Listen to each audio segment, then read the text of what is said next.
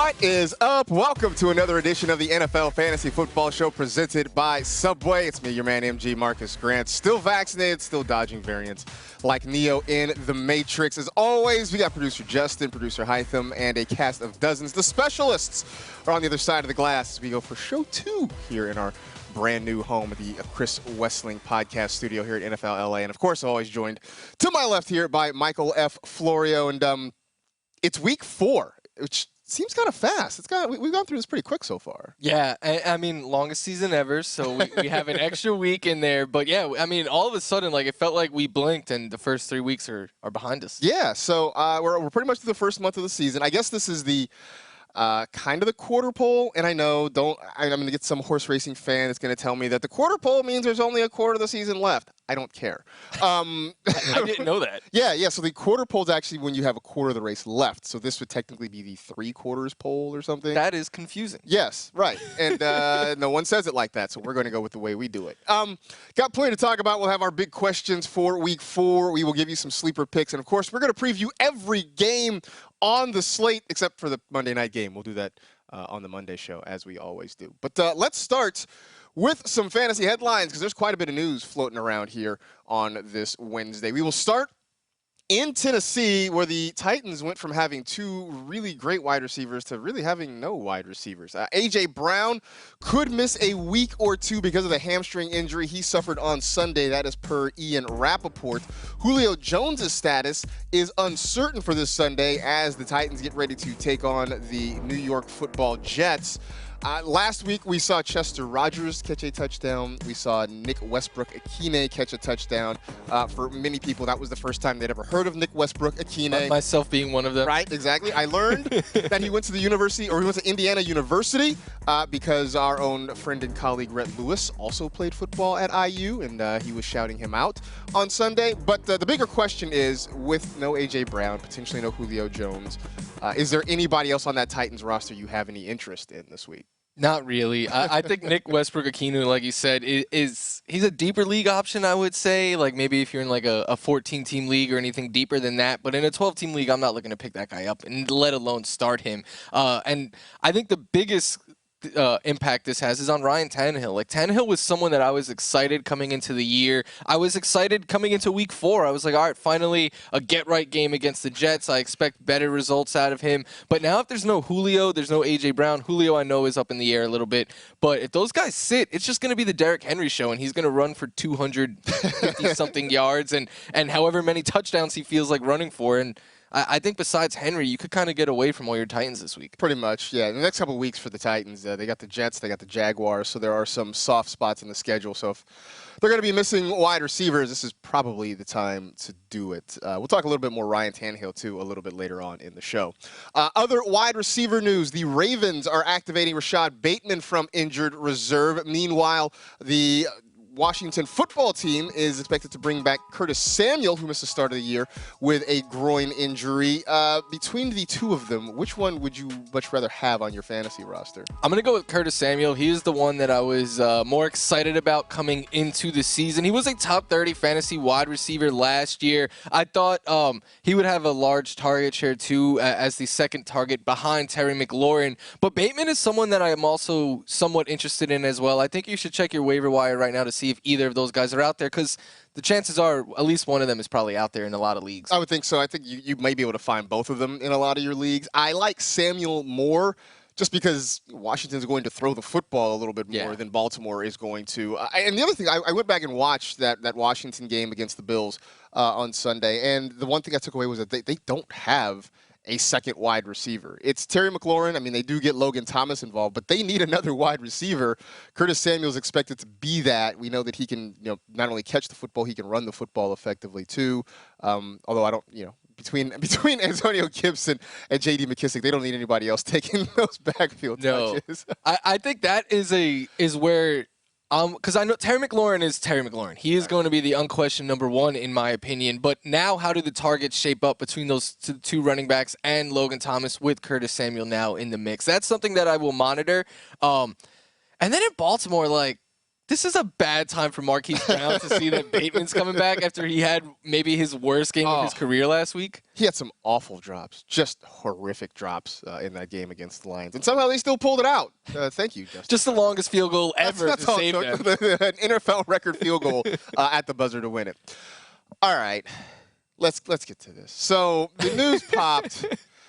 This actually came out on Monday afternoon that Josh Gordon was well, we already knew he was going to be reinstated by the league. That had already happened. Then the news came out that he was signing with the Kansas City Chiefs, and immediately my Twitter timeline started slot machining. Just everyone on fantasy Twitter just firing up about Josh Gordon. Are we really doing this again?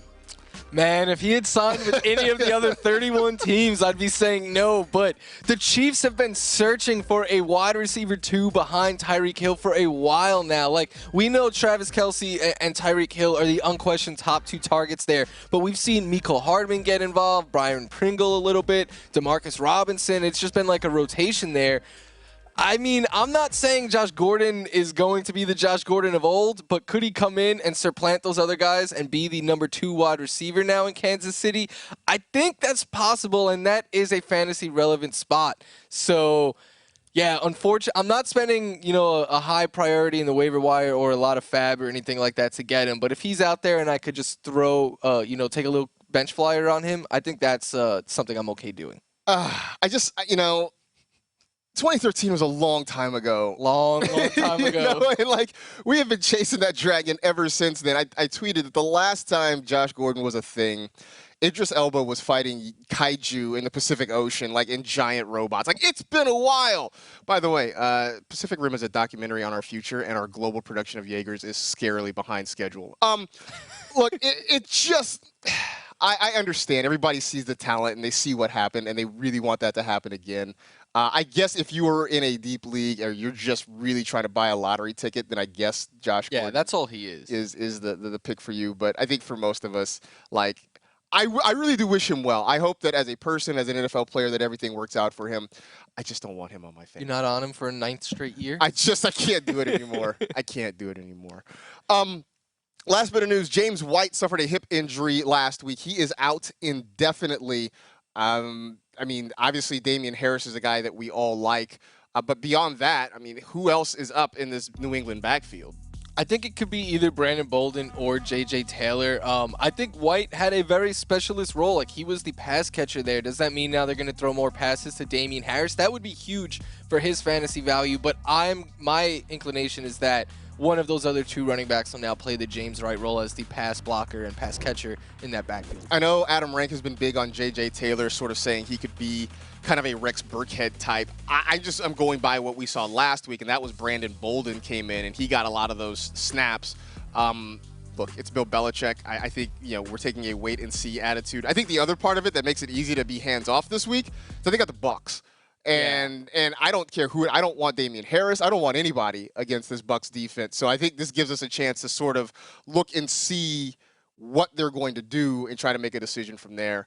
I guess if your hand is forced, I don't know. This is a week where I would play 0 Patriots if I could. Yeah, pretty much. All of them would be on my bench. Pretty much. I would stay away.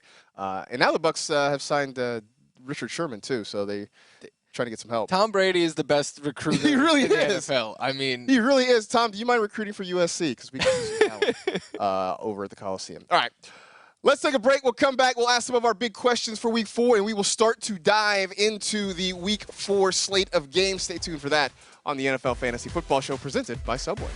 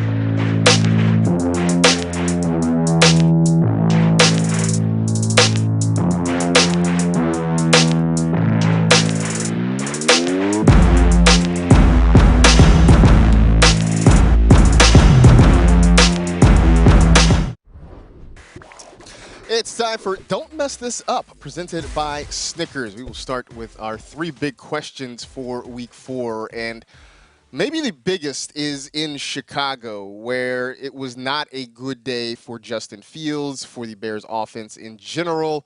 But we talked about Justin Tucker in his record 66-yard field goal. That was, I believe, 19 more yards than the Bears offense generated on, on Sunday. So bad. All this time, we had said that Allen Robinson seemed pretty much quarterback-proof, right? He had been a master at making chicken salad out of you-know-what when it came to his quarterback situation. So far this year, though, it's not really working out. When do we start worrying about A-Rob? Now, like, I am very scared about Allen Robinson. I have him ranked as my wide receiver 30th this week, behind guys like Pittman, Cortland Sutton, Marvin Jones, Christian Kirk. I mean, we were drafting Allen Robinson 10 rounds ahead of some of these receivers, and I have him 30th against the Lions in a great matchup, too. I mean, you just pick a stat, like, his targets are way down. His air yards are down dramatically. His red zone targets are down. Like, everything that we were drafting this guy expecting safe, consistent volume. And then I was drafting him especially saying, all right, once Justin Fields takes over and they unlock the deep ball with Allen Robinson, it's a new level of, like, upside that we haven't got ever out of Allen Robinson. And that just hasn't been the case. I don't like the way they're using him. I don't like the way the play calls have been called. I don't like the way the quarterbacks are playing. Like, right now, I'm very worried about Robinson and the entire Bears offense. Yeah, it is definitely disconcerting. I mean, look, we had Robinson as a guy that, you just felt okay about regardless of the situation. We had Darnell Mooney as kind of a sleeper that everybody loved. I mean, so far, Mooney, he's had his best game's been 66 yards. That was against the Bengals in Week 2. This offense is going nowhere right now, and I think the blame can sort of be laid in a lot of places. The offensive line is not very good. Justin Fields didn't look very good. Matt Nagy's play calling has not been very good. Everything about this is worrisome, and I think it's very telling that you talk about how far down you have him ranked in what seems like is going to be a smash matchup against the Detroit Lions. We're very concerned. If you've got him, obviously you're not dropping him, and the hard part is you can't really trade him because who wants him right now? Yeah. So, and if you are trading him, I mean, you're going to be getting like 20 cents on the dollar, something like that. Like, I think you're just handcuffed with him. He's sort of an anchor on your fantasy roster right now. That could be a whole segment, fantasy anchors, guys. You just have to hold on to and you don't know what you do with them. All right, slightly better at the wide receiver spot. Who would you rather, Stephon Diggs or Calvin Ridley? 2 guys who we had high hopes for who have been okay, not great so far this season. For me, I might sound like a homer here, but I'm going with Stephon Diggs here. Diggs is still averaging over 10 targets per game. He's averaging the 4th most air yards per game amongst all wide receivers. He's already been targeted 4 times in the red zone. The volume is going there for Diggs. It's just the production hasn't been there yet. When it comes to Calvin Ridley, it's nothing against Calvin Ridley himself, because I think Calvin Ridley is one of the best wide receiver talents in football, but his targets are still around what they were last year. It's just the quality of targets are taking a hit. Like, his air yards per game is down dramatically, per target down dramatically. He's not getting those deep shots anymore down the field like we were expecting. So it's just really, it's a Matt Ryan thing, I think. Like, I trust Josh Allen getting Diggs the ball a lot more than I do Matt Ryan getting Ridley. One thing about this Falcons offense, I really thought Arthur Smith was going to sort of change it and tailor it to his personnel, understanding that, like, Mike Davis is not Derrick Henry. Newsflash, everybody. They're not the same player. And just really kind of taking advantage of guys like Calvin Ridley and Kyle Pitts. And I don't feel like that's happened yet. That being said, I think I'm still slightly siding toward Ridley, only because as I watched the Bills, the one thing I noticed on Sunday was Josh Allen spreading the ball around a lot more. We know Cole Beasley's going to get his targets, but Emmanuel Sanders makes plays. We know they can go to Gabe Davis. Dawson Knox got into the act. Coming out of nowhere. I mean, just that ridiculous touchdown catch that he had on Sunday. I guess the point being is that they don't necessarily need to load up Stephon Diggs with targets to be successful offensively. I think for the Falcons, they do have to lean on Ridley in that passing game. So while the air yards aren't what we'd like them to be, I think over the long haul, maybe the targets are going to be a little bit more, just because the Falcons don't really have anywhere else to go with the football right especially now. with Kyle Pitts not stepping up. Like, they need Calvin Ridley too. The only thing I have is is Matty Ice is he thawing out? Is this it for him? He's back to being meh Ryan again right now. By the way, through 3 quarters, you and I had the same number of targets as Kyle Pitts.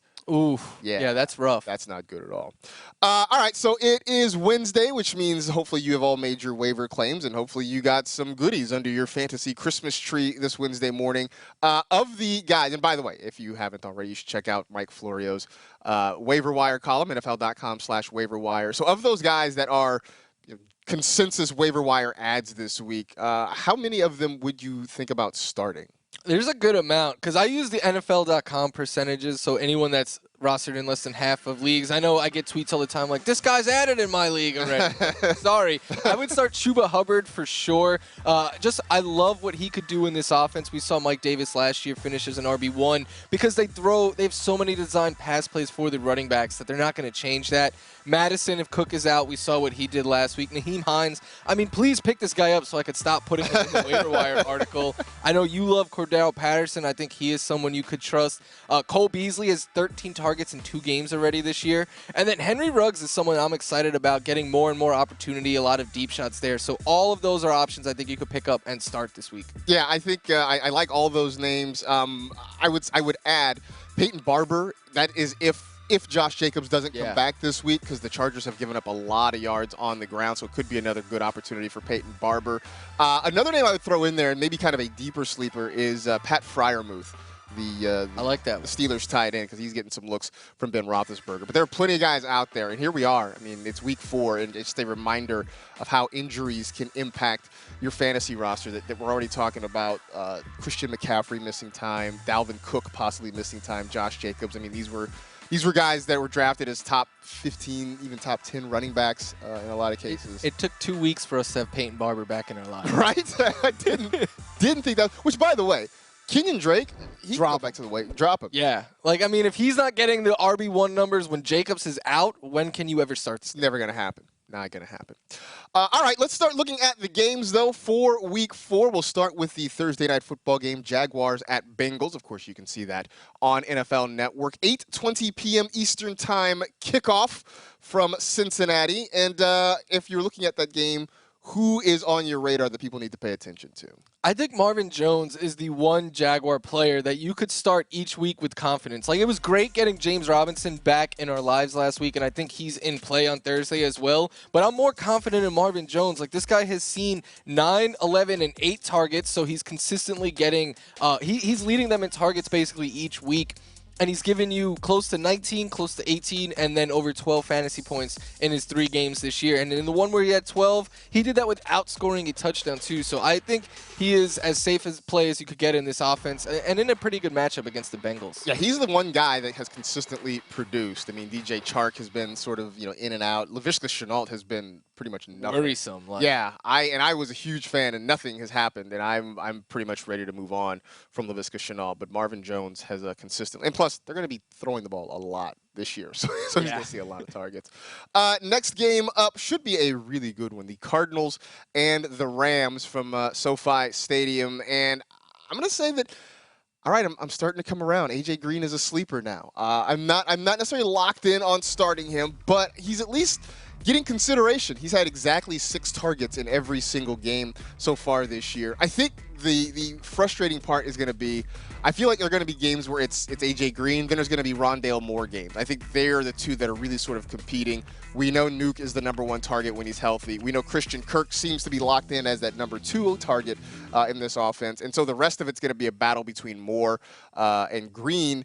But if nothing else, AJ Green deserves at least consideration in your lineup, maybe a flex option, because with this Cardinal passing game being what it is, the opportunities are going to come for him. Yeah, AJ Green 3 weeks in a row at 6 targets, like you said. Also 3 weeks in a row playing the second most snaps amongst these receivers. So while Christian Kirk does look like the #2 option in the passing game, I think Rondale Moore is like that high ceiling play each week, whereas AJ Green is just like that safe floor. You're going to get around 10 fantasy points, and maybe he scores a touchdown like he did last week. AJ Green sort of taking over for Larry Fitzgerald, just that steady, consistent veteran. It's not going to be spectacular anymore. I think those days are gone, but you'll get some consistent production.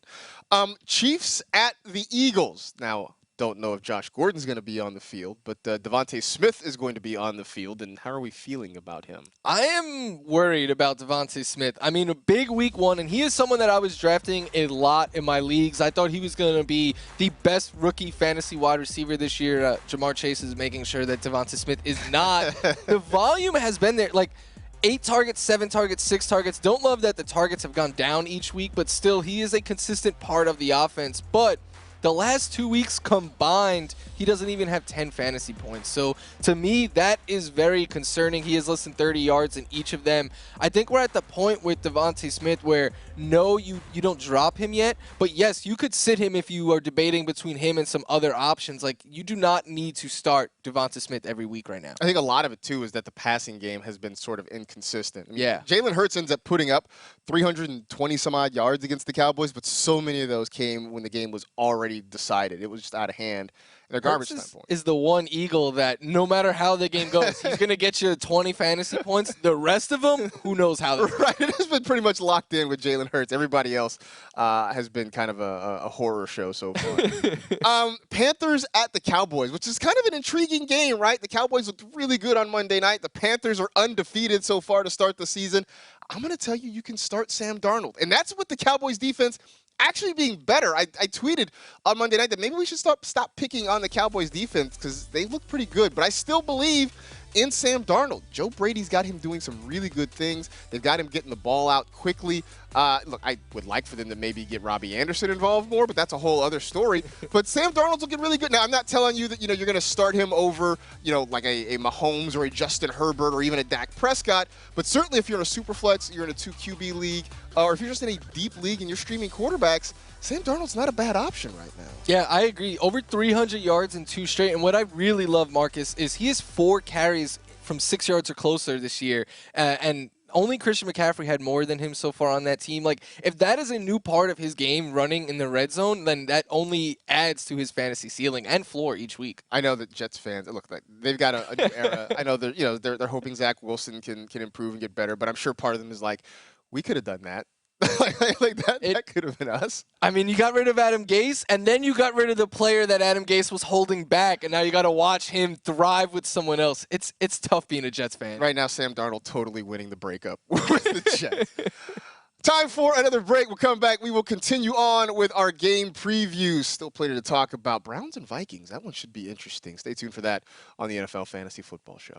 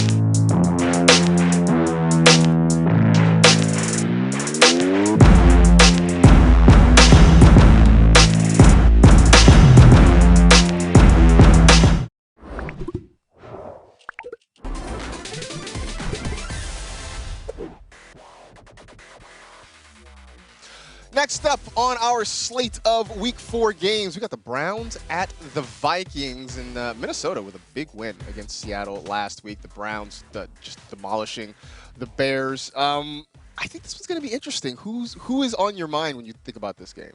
Odell Beckham Jr. And I know last week I was kind of taking a optimistic approach with him, cautious approach with him, where I was saying, like, if I had other options that were ranked closely to him, I would get away from Odell. And in his first game back, he shined. I mean, he had 9 targets. That was a team high. Kareem Hunt had 7. No other Browns player had more than 3. So clearly the passing game was running through Odell. He caught 5 of them for 77 yards.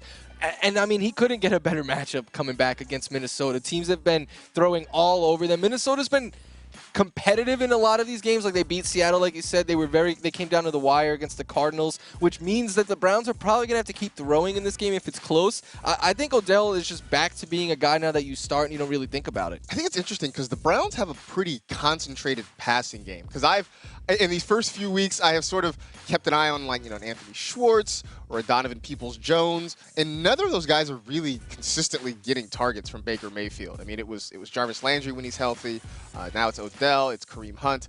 And that's kind of it for the Cleveland passing game, which I guess makes it good for us that we can kind of figure things out. Next up, Seahawks at the 49ers, and after the first couple of weeks of wondering where the hell is Brandon Ayuk, we got at least a decent look at him last week against the Packers. He didn't do a ton, but he got opportunity. And so I think this week that makes him kind of an interesting flex start, I should say, against the Seahawks, whose defense is, to put it kindly, bad.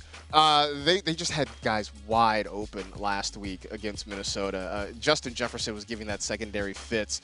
And I think Ayuk, right now, he's out of the doghouse, and I think he's into your lineup. So I think this is an opportunity for him to start getting more and more work, especially with the Niners still trying to figure out their running game situation.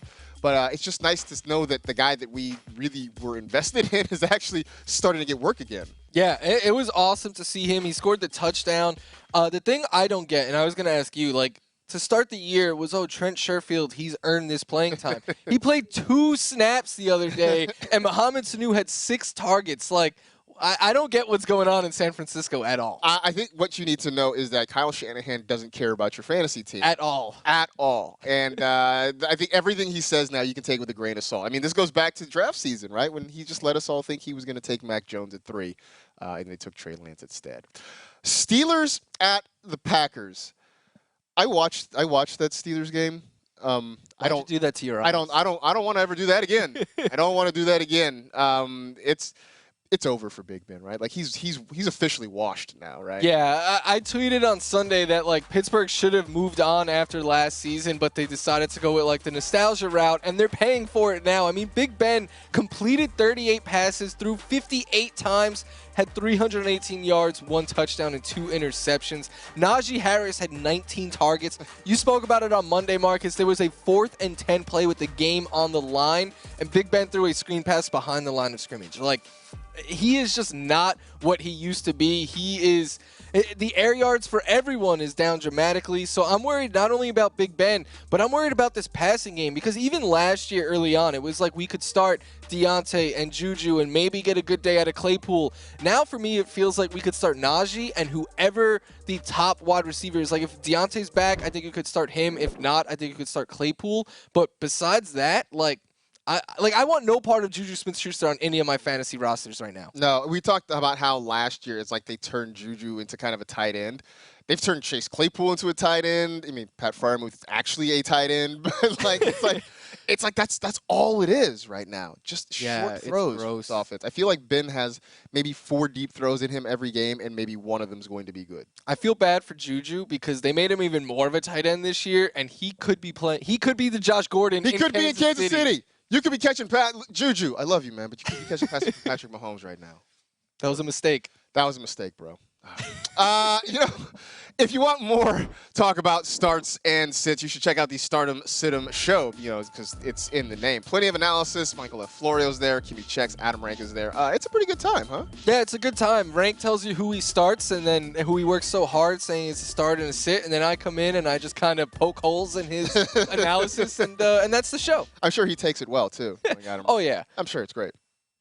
You can check it out 4 p.m. Eastern on Thursdays in the NFL Fantasy app, NFL app, NFL.com, or on YouTube at youtube.com/NFL Fantasy Football. Of course, it's always available on demand because we know some of you have jobs and lives and families and just want to do other things instead of sitting in front of your phone watching live streaming. But we do appreciate you guys that do that for this show and all of our other shows as well. Time for another break. We'll come back and we'll talk about the football team and the Falcons and what's going on with them, especially with some of those running backs in that game. Stay tuned for more of the NFL Fantasy Football Show presented by Subway.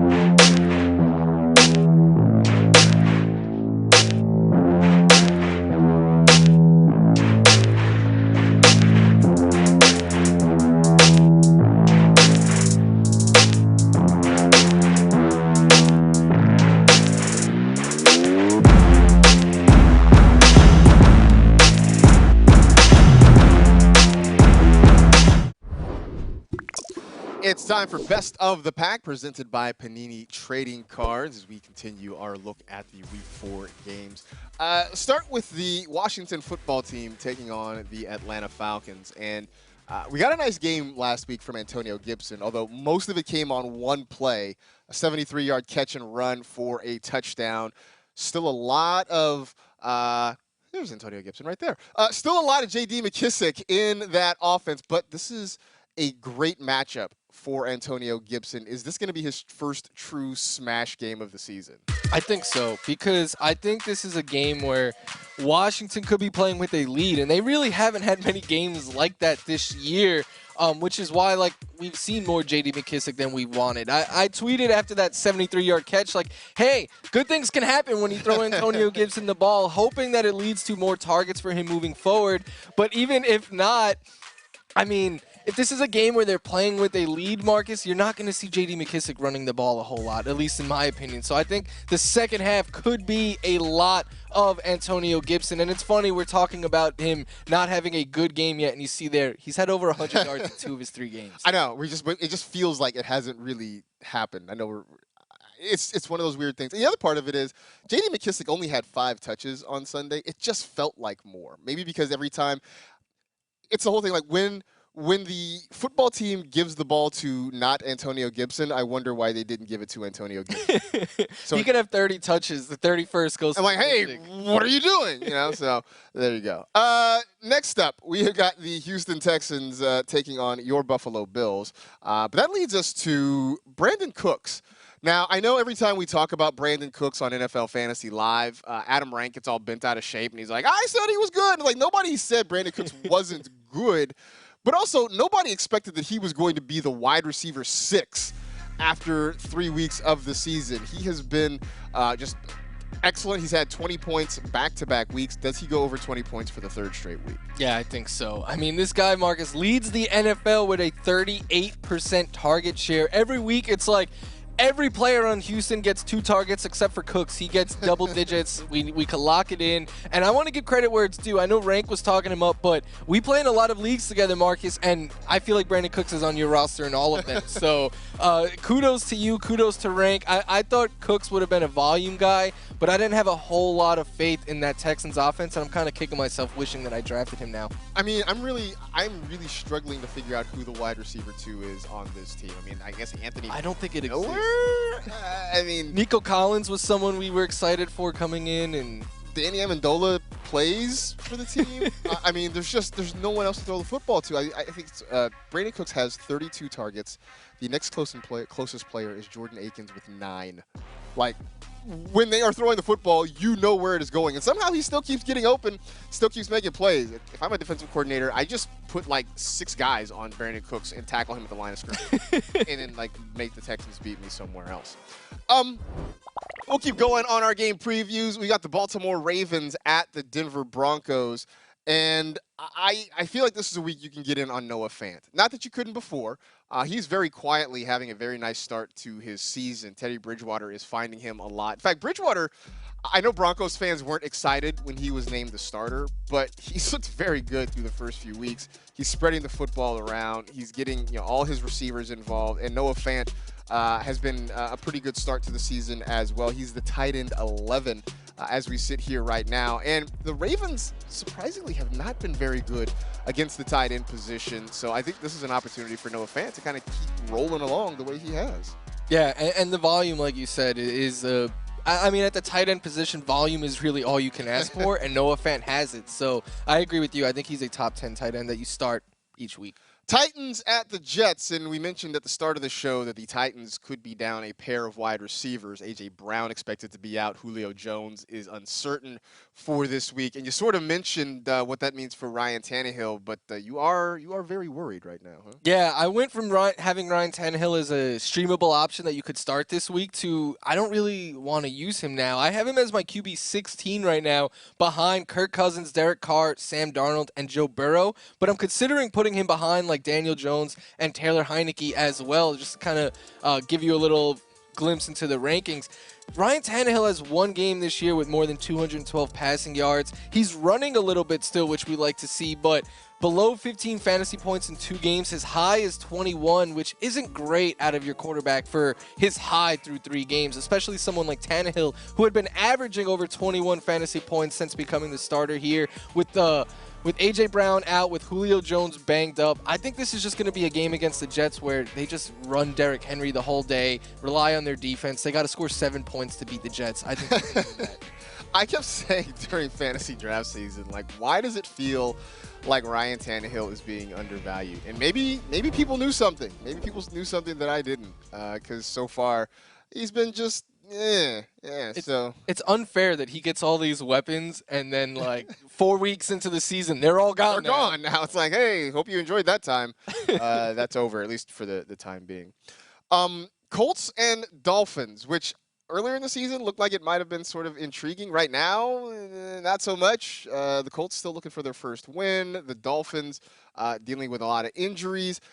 I will say this, though. Keep the faith on Jonathan Taylor. Keep him in your lineup. I know it hasn't been what you wanted it to be. I know it hasn't been what you wanted it to be, Florio. But last week, what encouraged me, 6.4 yards per carry. He had 64 rushing yards on 10 carries. I am shocked that right now, Nyheim Hines has played more snaps than Jonathan Taylor.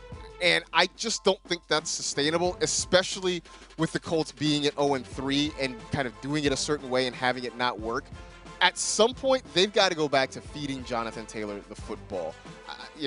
I know they want Carson Wentz to be a thing, but right now, it's just not working out. And so I think you kind of stay the course with Jonathan Taylor, and I think it's going to get better. I know that's a scary proposition for some folks, but I think that's what's going to happen. Yeah, I think it gets better as well. He still leads the league in touches inside the 5, has not converted any of them to a touchdown yet. I think the touchdowns will come. There's a difference between saying, we're worried about Jonathan Taylor living up to the top 5 billing or even RB1 billing and like dropping him. And people immediately go from one end of to the other. And it's like, no. Be patient. Still start Jonathan Taylor. But yeah, he's more worried about him now than I was a couple weeks ago. Nyheim Hines has been way more of a thing than anybody anticipated. At least, look, looks like we don't have to worry about Marlon Mack, though. He's apparently on the trade block, so there's one less opportunity for somebody to take some touches if Marlon Mack isn't there anymore. All right, we still got some more games to go. We're going to step away, take a quick break, get some coffee, catch our breath, and we'll come back and do some more game previews. Plus, we'll give you our Week 4 sleepers as we wrap it up on the NFL Fantasy Football Show.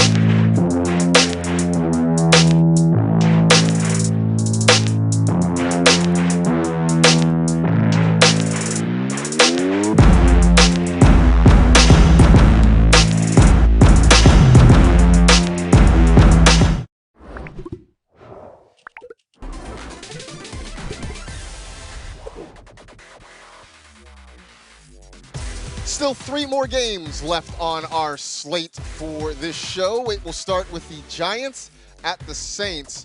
The Giants, you talk about games that were hard to watch. I watched Giants-Falcons. That was a really, really hard one to watch. Also, I can't think of a team that has been more confusing the first 3 weeks than the New Orleans Saints.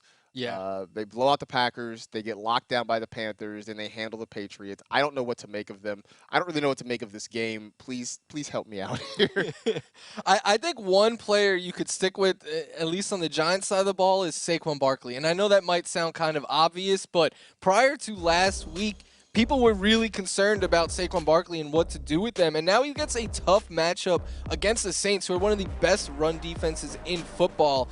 But what I like about Saquon Barkley, the snaps were there in week 1 and 2. Last week he had 16 carries, but the thing that stands out, 7 targets, a team high. And right now with Sterling Shepard and Darius Slayton dealing with hamstring injuries, Kenny Golladay in this weird in and out of the lineup spot, like it was Saquon and Colin Johnson that led the team in targets last week. So I think you can expect like at least 5, probably even more targets for Saquon again. And given the state of the running back position right now, which is not that pretty, Saquon is an easy, still you got to like must start him this week, I think. I do think last week gave everybody a little bit more confidence. Plus, I think over the course of the season, you're not going to have Daniel Jones as the Giants' leading rusher. If you do, things have gone badly, even more badly for them than losing to the Falcons on a last-second field goal. Lions at the Bears. We started the show talking about Allen Robinson and our concern, especially with the Bears' offense being sort of a mess. But I would say that makes me feel a little bit more confident, though, about starting David Montgomery. I think he's a guy that you have to have some more faith in. I know last week wasn't good for him. It wasn't good for anybody wearing a Bears uniform. But They got to do something to take the pressure off the quarterback, whomever it may be. And Matt Nagy still has not committed to who that player is going to be just yet. But whoever it is, they got to do something to back off the pass rush to just make life easier. And that might mean getting the ball to Montgomery, whether as a runner or just short throws out of the backfield. So he's the guy that I liked coming into the season, that I loved the first few weeks of the year, and I still think there's an opportunity for him to have a good game against a pretty bad defense. Yeah, I still like David Montgomery. And again, with the running back position, like if you have David Montgomery, like who are you sitting him for? Like, Right. I think you got to continue to ride out with him. All right, Sunday Night Football. It is the Buccaneers at the Patriots. I don't know if you've heard, but Tom Brady, who quarterbacks the Buccaneers, used to play for the Patriots. He did? Yeah, this might be new news. He was there. He got a cup of coffee. Got on the field every once in a while, apparently. Dude, he's been great to start the year. Yeah, because we already said we don't want any Patriots this week if we could get away from them. So I want to kind of use this time to be like, my bad. I was completely wrong for fading Tom Brady and the Bucs offense this year, Marcus. I thought it was risky because he doesn't run. He's up there in age, and I thought the pass catchers were risky because there was a lot of them. It doesn't matter. They've all been great each week, outside of like one bad Mike Evans week. Tom Brady has 10 passing touchdowns through 3 games. He's averaging well over 300 passing yards per game. He also led them in rushing last week and scored a rushing touchdown. Like, this guy wants to do something. He's going to do it. He had a great game against the Bucs. I'm sorry for doubting you, GOAT. Start Tom Brady every week. See, I feel like my NFL quarterbacking career was doomed the moment I first had a strawberry. And if I was Tom Brady and had never eaten a strawberry, which I still think that's crap. You grew up near Watsonville. They have a world-famous strawberry festival. You're telling me that you are 44 years old, you've never had a strawberry. I'm not buying it. It's just such a weird thing. It's just a weird thing, right? Like how? That's a common fruit. Right? You know, it's not like, oh, I've never had, I don't know, jackfruit honeydew or something. Like, whatever. Whatever. I'm not buying it. All right, it is time now for MVP picks presented by Visa, a network working for everybody. We will get to our sleepers for the week. We each have a pair. Who's your first one?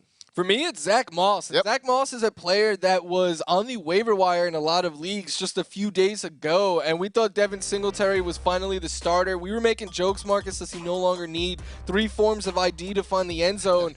And then Zach Moss comes out, has more snaps, has more carries, has more targets, and looks really good doing so. 13 carries for 60 yards, caught all 3 of his targets for 31 yards and a TD. I think it's hard to say that either one of these Bills running backs is a running back that you could start with confidence. But right now in a great matchup against Houston, I wouldn't be surprised if down the stretch, like in the 4th quarter, if we're just seeing a lot of one of these Bills running backs run out the clock. And in week 2, that was Zach Moss that the Bills used for that. So I think Moss is a sleeper this week. I think a big thing, and it's this play right here. You see a little dump-off pass for Zach Moss. He scores a touchdown. In the past, I feel like Josh Allen would have taken that himself. So if this is what's going to happen, I think there's more for Zach Moss there. I'm going to go with the Bengals defense, though, as my first sleeper. They've got the Jaguars, as we mentioned, on Thursday Night Football on NFL Network. And the Jags offense has been a mess so far this season. Trevor Lawrence tied for the league lead in interceptions with 7. He's generally running for his life. They're not going to just suddenly get better over the next couple of days. Not to mention the fact that the Bengals made life hard on the Steelers. Yes, some of it is that Ben Roethlisberger is not the player that he once was, but some of it is just that the Bengals defense actually is something that you can't trifle with anymore. So I feel like that's a good opportunity. If you're streaming defenses, this is a good streaming spot here. Yeah, stream against rookie quarterbacks. Yep. I've been wrong about Trevor Lawrence to start the year as well. He's been playing pretty rough. Your next sleeper, who you got? I'm going with Michael Carter here, another rookie. Look, last week they got shut out in Denver, but Carter did see his snaps increase. Tevin Coleman was inactive, and then he led the Jets with 9 carries. Ty Johnson only had 3. Michael Carter also had 3 targets. I don't love that Ty Johnson had 5 of them, but he only caught 1 target for 6 yards. So I think Michael Carter has looked like the better pass catcher there as well. And we're 3 weeks into the season, but it's kind of evident that the Jets aren't playing for this year. They're looking to build long term. Ty Johnson is a journeyman. Tevin Coleman's towards the end of his career. At some point, they're going to start just letting Michael Carter set him loose and just giving him more and more work. We're already seeing it slowly but surely. So I think Carter is a sleeper option this week. over 10 touches in 2 straight games. If you're getting a little bit deeper for a flex option, that's pretty good usage right there. I do think at some point they're going to turn this thing over to Michael Carter. We thought that last year, too, when they had some young running backs, and they still kept running like Frank Gore and stuff. And it just didn't. I love Frank Gore, but it just didn't make sense. My other one, and I mentioned him a little bit earlier, Pat Freiermuth for the Pittsburgh Steelers. Yes, I know this offense has turned pretty much everybody into a tight end. So if that's the case, why not use the actual tight end? He's not getting a ton of targets, but when you're streaming tight ends, if you're needing help at that position, you don't necessarily expect a ton of targets, but you do expect some down near the end zone. And I think you're going to see that with Freiermuth if the Steelers can move the football, which I think they should be able to. I think there's going to be some opportunities there. And I know, yes, rookie tight ends, they don't usually do a whole lot. But if you're just talking about a one-game proposition, there's an opportunity for Freiermuth to make some plays. So, I think, like I said, if you're streaming tight ends or if you're just in a league where there isn't a lot on the waiver wire, Freiermuth is probably there for you, and I think is worth a stream this week. I like that call. He actually out-targeted Eric Ebron last week, and if the preseason and early season has been any indication, is they like this guy in the red zone. So I think that usage at least could continue moving forward. That's all you really want. If you're streaming tight ends, you just want like a touchdown. Just a couple catches and a touchdown, and you should be okay with your tight end spot. If you want more sleepers, you can check out my weekly sleepers column at NFL.com/sleepers. I put it out if you're really a student on top of it. It actually comes out on Tuesday night, but for the rest of you, you can check it out every single Wednesday. Plus, we've got more for you this week, as we always do on Sunday, Fantasy Game Day, where we're all like relaxed and in t-shirts and light jackets and just kind of hanging out and eating donuts. And I've heard rumor that there may be champagne. Don't quote me on that. But Sunday Fantasy Game Day, you can catch it as always in the NFL Fantasy app, the NFL app, NFL.com, and YouTube starting at noon Eastern. And you get to be a whole part of the show. Last year you were like answering questions, but now you get to be with us the whole time. Now Matt Okada answers the question. Give him a follow if you haven't already. He is great. But I get to be there, Marcus, although I haven't had any champagne yet. Yeah, I mean, I got to do that. This was the first I heard of it this morning, and so now I'm going to hold people to that. Somebody's got to bring in a bottle of bubbly, which it's already a goofy show. If we're hopped up on champagne, who knows? At 9 in the morning? At 9 in the morning, who knows what's going to happen at that point. All right. In the meantime, for us, that is it. We are done. We appreciate you hanging out with the NFL Fantasy Football Show presented by Subway. You know the drill. Tell 2 friends to tell 2 friends. Rate, review, and remember, if nothing sticks to Teflon, how does Teflon stick to the pan? Be safe. Take care of yourselves. Get vaccinated. Enjoy week 4, and we'll see you next week.